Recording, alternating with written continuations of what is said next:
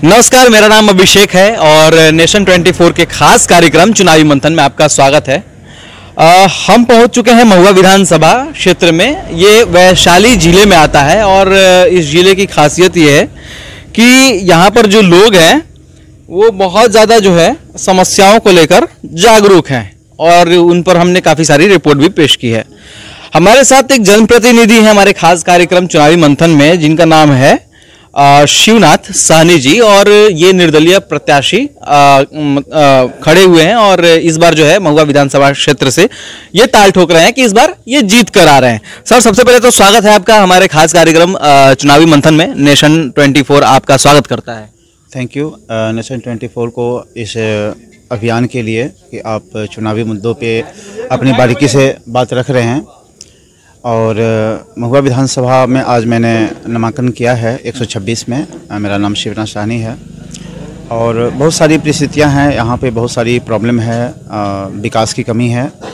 तो आप जैसा भी है आप बताइए, तो मैं आपसे मैं महुआ विधानसभा क्षेत्र में जब मैं प्रवेश कर रहा था तो बहुत सारे लोगों से मिलने के बाद पता ये चला कि यहाँ जो है सड़कों की हालात खराब है और यहाँ पर कृषि और किसान थोड़े परेशान हैं। यहाँ पे शिक्षा की हालात बहुत ज़्यादा खराब है, लोग इसके प्रति बहुत जागरूक हैं और इसी शब्द को लेकर मैंने कहा कि यहाँ की खासियत ये है कि यहाँ के लोग जागरूक हैं। तो शिक्षा, स्वास्थ्य और भी मुद्दे होंगे। तो आपको क्या लगता है कि जो भी जनप्रतिनिधि रहे हैं वो किन किन चीज़ों पर ध्यान अभी तक नहीं दे पाए हैं और किन चीज़ों पर अगर आप जीत कर आते हैं तो ध्यान देंगे? देखिए, सबसे पहले तो शिक्षा की बहुत ही कमी है और शिक्षा पे ध्यान माननीय बिहार सरकार द्वारा बिल्कुल नहीं किया गया। सभी शिक्षक को खिचड़ी और मिड डे मील में फंसा दिया गया। आप वो जो भी शिक्षक हैं वो मिड डे मील में लगे हुए हैं, खिचड़ी सतुआ का हिसाब करने में लगे हुए हैं। उनकी कोई सैलरी नहीं दी जाती है, बच्चे टाइम से स्कूल नहीं जा पाते हैं, स्कूल की जो विधि व्यवस्था है वो बिल्कुल बदतर हो चुकी है। ऐसे ही स्वास्थ्य को ले लीजिए तो स्वास्थ्य की सुविधाएं, डॉक्टर निर्धारित हैं, डॉक्टर नहीं है तो मेडिसिन नहीं है, तो कभी पट्टियाँ नहीं है। कोई भी बीमारी की एक ही टैबलेट होती है इनके पास। कोई भी बीमारी कोई भी हो, आप गए एक टैबलेट पकड़ा दिए, आप जाइए खाइए ठीक हो जाइएगा, तो इससे बीमारी ठीक नहीं होती है।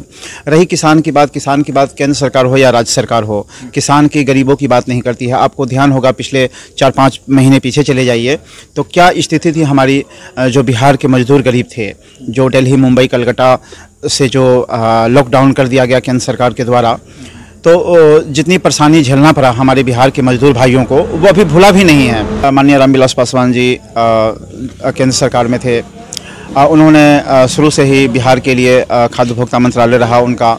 तो गरीबों के लिए जो चावल 2 रुपये किलो गेहूं और 3 रुपये किलो चावल का जो वितरण किया, वो तो पहले से चल रहा था।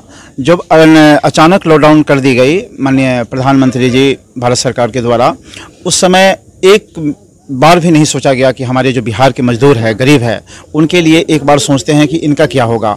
लॉकडाउन करने के बाद उनके लिए कुछ सोचा नहीं गया, अचानक लॉकडाउन कर दी गई, जिससे खाने की जो समस्या है वो काफ़ी बढ़ गई। वहाँ मैं दिल्ली में था, लॉकडाउन में मैं भी फंसा हुआ था। जहाँ तक हुआ मैंने बिस्किट, पानी, फ्रूट, बिस्किट जो भी है मैंने वहाँ पे लोगों की मदद करी, जहाँ पैसे की भी मदद करी लोगों की, लेकिन उनकी जो दुर्दशा थी वो देखी नहीं गई। केंद्र सरकार हमेशा कहती रही। अब देखिए कि केंद्र सरकार की एक योजना आई है कि हम लोन देंगे 10,000 रुपये मजदूरों के लिए, वो कहाँ गया? केंद्र सरकार जो 2014 में वादे करके गई कि 125 करोड़ रुपए हम देंगे बिहार वासियों को पैकेज, वो कहाँ चला गया पैकेज? और नीतीश जी का एक था कि हम विशेष राज्य का दर्जा दिलाएंगे, नहीं तो हम केंद्र सरकार से गठबंधन, बीजेपी से गठबंधन नहीं करेंगे। तो वो उनकी जो कमेंट थी वो कहाँ चली गई? तो ये केंद्र सरकार और राज्य सरकार दोनों मिलकर के मूर्ख बना रही है जनता को। जनता सारी समझ चुकी है कि मूर्ख नहीं बनने वाली है, जनता सबक सिखाएगी, केंद्र सरकार हो या राज्य सरकार हो। माननीय नीतीश कुमार से उब चुकी है जनता, विकास से इनको कुछ लेना देना नहीं है।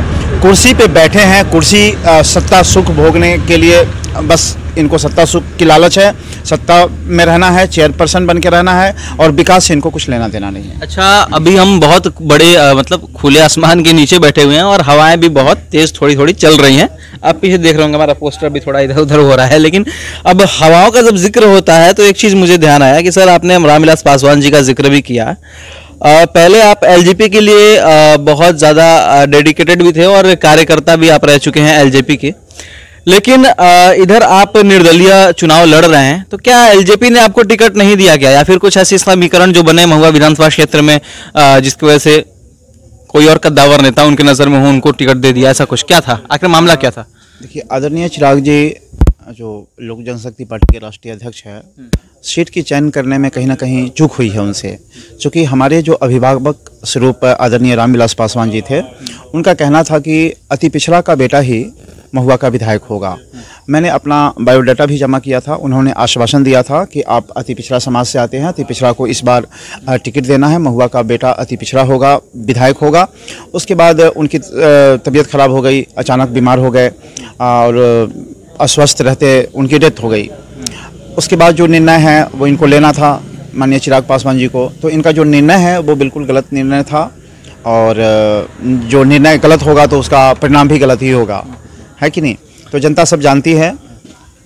अच्छा, एक सवाल ये भी करना चाहेंगे कि अभी जो है आज नामांकन हुआ और बहुत सारे प्रत्याशी आए, अपने अपने नाम को यहाँ दर्ज कराया, और बहुत सारे लोगों ने यहाँ पर जो है उन्हें समर्थन भी दिया, जैसा भीड़ का बहुत ज़्यादा हुजूम था। लेकिन महुआ विधानसभा क्षेत्र का समीकरण ऐसा है कि यहाँ पर 2, 3, 4, 5 नंबर तक की पार्टियां जो हैं अपने अपने दावे पेश कर रही हैं, और बाकी बहुत सारे भी ऐसे हैं उम्मीदवार जो निर्दलीय खड़ा हो रहे हैं। यहाँ पर आप अपने आप को कहाँ पाते हैं इस मतलब इस होड़ में, इस मैदान में, इस जंग में या लड़ाई में कहें, तो आप अपने आप को कहाँ देखते हैं? देखिए, मैं अति पिछड़ा समाज से आता हूँ, और अति पिछड़ा की जो आबादी है यहाँ 49,000 आबादी है। दूसरी, हमारे साथ जो है संयुक्त संघर्ष मोर्चा, जिनके अध्यक्ष जो है हमारे शत्रुघ्न भाई हैं। पासवान समाज भी मेरे साथ है। पासवान समाज काफ़ी चिराग जी के जो निर्णय रहा टिकट बंटवारा करने की, इससे नाखुश है, और ये नाखुश का जो नतीजा है वो पासवान समाज वो मेरे साथ है। चूँकि आदरणीय रामविलास पासवान जी का सपना था कि अति पिछड़ा, दलित, अकलियत जो है वो राजनीति जाति की नहीं की, उन्होंने हमेशा एक समान सभी को समझा, है कि नहीं? अब ये नहीं समझ रहे हैं चिराग जी, तो नहीं समझ रहे हैं, तो इनको सोचना पड़ेगा, समझना पड़ेगा। चलिए, अगर आप जीत कर आते हैं, निर्दलीय विधायक बनते हैं और महुआ विधानसभा क्षेत्र का प्रतिनिधित्व करते हैं, तो सबसे पहले किन किन चीज़ों पर आप ध्यान आकर्षण करेंगे और उन चीज़ों में सुधार करेंगे? क्योंकि समस्याएं बहुत हैं, किन समस्याओं का समाधान करेंगे? सबसे पहले जो स्वास्थ्य की सुविधा है, इंसान जब स्वस्थ रहेगा तभी कुछ कर सकता है। शरीर सही रहेगा तभी पढ़ाई होगी, तभी काम होगा, तभी विकास होगा सब। तो सबसे पहले तो स्वास्थ्य की सुविधा होनी चाहिए, आदमी स्वस्थ रहेगा। दूसरी, जो एजुकेशन है उसकी व्यवस्था होनी चाहिए। महिला सुरक्षा, महिला सम्मान की बात होनी चाहिए। आज देख लीजिए कि क्या बिहार में क्या हो रहा है, बलात्कार हो रही है, छेड़छाड़ किया जा रहा है। पुलिस प्रशासन की रवैया है वो आपसे छुपी हुई नहीं है, पुलिस प्रशासन की जो रवैया है वही है। शिक्षा चौपट हो चुकी है, स्वास्थ्य चौपट, सड़क की जो देखिए पता ही नहीं चलता कि गड्ढे में सड़क है या गड्ढे सड़क में गड्ढे है, इसकी है। दूसरी बात कि आदरणीय मुंशीलाल पासवान जी 35 साल पहले हमारे विधायक थे, उसके बाद विधायक कोई मुंशीलाल पासवान पैदा नहीं हुआ, तो वो मुंशीलाल पासवान जी के नए अवतार में शिवनाथ सहनी आए हैं और काम करेंगे, उनके सपनों का साकार करेंगे। और हमारे अभिभावक आदरणीय रामविलास पासवान जी, उनका 17 साल मैंने सेवा किया है। उनका एक सपना था कि मैं उस घर में दिया जलाने चला हूँ जिसमें सदियों से अंधेरा है, तो उस सदियों से जो अंधेरा है जिस घर में, उसमें मैं रोशनी लाऊंगा। दूसरी बात, मैं विधायक होता हूं, मैं जीतता हूं, तो आदरणीय रामविलास पासवान जी का स्मारक बनाऊंगा। जैसे आप देखिए मुजफ्फरपुर में जुब्बा साहनी पार्क, इस तरह से एक पार्क का निर्माण होगा महुआ विधानसभा में, और उनका बहुत भव्य जो है प्रतिमा बनाई जाएगी और उनको याद किया जाएगा। और वो हमारे बीच है, महुआ का हर बेटा रामविलास पासवान है, और वो हमेशा हमारे दिल में रहेंगे और अमर रहेंगे। ये तो होगी रामविलास पासवान के याद में आप उन्हें स्मृति एक चीज़ें भेंट कर रहे हैं, और पार्क भी लोगों के हित में ही होगा। इसके अलावा मूलभूत सुविधाओं की मैं बात कर रहा था। मूलभूत सुविधाएं जो हैं वो क्या हैं जो आप सबसे पहले जीतते जो है आप प्रोवाइड कराएंगे? जैसे आपने शिक्षा की बात की, शिक्षा को लेकर तो मैंने पहले भी काफ़ी सारी रिपोर्टिंग ग्राउंड की, तो शिक्षा को लेकर हालत ख़राब है। इसके अलावा मैं भी पूछ रहा हूँ, रोजगार के लिए छोटी छोटी इंडस्ट्री लगाना, इसके लिए मैं सरकार से बात करूँगा। दूसरी बात, जो नियोजित शिक्षक हैं जिनकी सैलरी नहीं दी जाती है या उनको परमानेंट नहीं किया जा रहा है। परमानेंट करने की बात होती है तो उनको लाठियां बरसाई जाती है। आंगनबाड़ी जो सेविका है, देख लीजिए कि अभी आप इलेक्शन में जाएंगे तो आंगनबाड़ी की सेविका है, सहायिका है, नियोजित शिक्षक है, सभी की ड्यूटी दी जाती है। तो किसी की सैलरी 70,000 रुपये की होती है, किसी की सैलरी 6,000 की 7,000 रुपये की होती है। तो ऐसा क्यों? काम आप समान काम लेते हैं तो समान वेतन दीजिए, ऐसा भेदभाव नहीं करना है। तो ये चीज़ें देखिए, वृद्धा पेंशन, विधवा पेंशन की बात करें तो आप 50 साल में कह रहे हैं कि हम रिटायरमेंट दे देंगे, तो 60 साल में आप वृद्धा और विधवा पेंशन क्यों देंगे? उस पर आपकी नीति स्पष्ट करनी होगी, है कि नहीं? शुद्ध जल की बात करते हैं, आप शुद्ध जल देंगे, नल जल योजना आपकी विफल हो गई, दारूबंदी की जो योजना थी आपकी विफल हो गई, पुलिस प्रशासन की जो योजना थी आपकी जो है करप्शन दूर नहीं हुई। तो किस मुद्दे पे आप चुनाव लड़ना चाहेंगे? आप अपने बाप को सुशासन बाबू कैसे कहते हैं? माननीय प्रधानमंत्री जी, आज तक मैंने भारत के इतिहास में ऐसा फेंकू प्रधानमंत्री मैंने नहीं देखा। जो भी वादा, जो भी कमेंट उन्होंने जब जो काम किया, नोटबंदी की तो जनता को दुख दिया इन्होंने, लॉकडाउन किया तो जनता को दुख दिया, दुख देने का ही काम किया इन्होंने। अभी जो है चुनाव आया है तो बड़ी बड़ी बातें करते हैं माननीय प्रधानमंत्री जी, बिहार के लिए हम ये करेंगे, बिहार के लिए 7 वर्ष हो गए बिहार केंद्र में सरकार हुए, बिहार के लिए क्या कर दिया उन्होंने? चलिए, जब आपने प्रधानमंत्री जी का जिक्र किया तो मैं एक बात और मैं आपको पूछना चाहता हूँ आपसे कि कुछ करोड़ पैकेज का ऐलान बिहार में 2 मरतबा हो चुका है, इस बार भी हुआ है। लाभ कहाँ तक पहुँचा? क्या महुआ के विधानसभा क्षेत्र के जनता तक वो लाभ पहुँचा है क्या? देखिए, आदरणीय प्रधानमंत्री जी सबसे पहले वो पूर्व प्रधानमंत्री मनमोहन सिंह जी से पूछते थे कि आपके हाथ में जब कंट्रोल है, आप जब सब कुछ देखते हैं आप, तो फिर करप्शन क्यों होती है? तो अब वो कुर्सियां आपको मिली है, अब आप बताएं ना करप्शन क्यों होती है? आप जब योजना यहाँ देते हैं या आप पैकेज देते हैं बिहार को, तो पहले पैकेज दिए थे वो पैकेज तो दिए नहीं, सेकंड पैकेज दे रहे हैं तो एक पैकेज नहीं दिए तो सेकंड का क्या भरोसा है? दूसरी बात, वो जो 15-15 लाख रुपए जो आने थे, जिसके 15 लाख के भरोसे पे आपने अपनी सरकार केंद्र में बनाई थी 2014 में, तो वो 15,000 लाख रुपए कहाँ है? वो जनता को दीजिए पहले। चलिए, ये सब बातें हो गई। और जो महुआ विधानसभा क्षेत्र है, यहाँ के लिए सर ने जो है घोषणाएं कुछ कुछ बताई जो इनके मैनिफेस्टो में शामिल है। शिक्षा पहले नंबर पर है, स्वास्थ्य भी है, और किसान और रोजगार के लिए सरकार से बात करेंगे कि छोटी छोटी इंडस्ट्री लगाएं, लघु उद्योग।